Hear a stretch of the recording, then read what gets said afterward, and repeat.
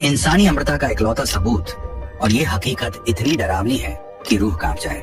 साल 1990 से अब तक 3 औरतों की तस्वीरें अलग अलग समय में सामने आती रही हैं, लेकिन वो कभी बूढ़ी नहीं हुई।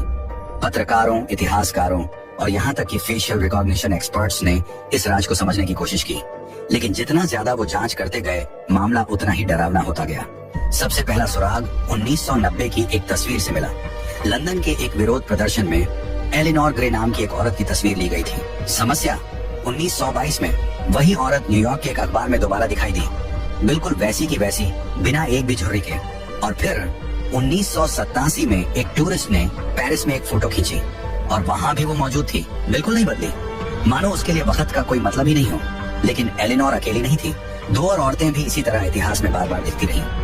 अमारा लोपेज पहली बार 1904 में स्पेन में देखी गई और फिर 1956 में मेक्सिको में, बिना एक दिन भी बूढ़ी हुए।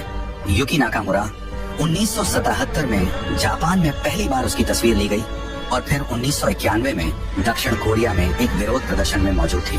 रिसर्चर्स ने इनकी पहचान और इतिहास खंगालने की बहुत कोशिश की, लेकिन हर बार उनका सफर एक बंद गली में खत्म हो जाता। न जन्म का कोई रिकॉर्ड, न ही मौत का कोई सबूत। लेकिन सबसे डरावनी बात तो बाद में सामने आई।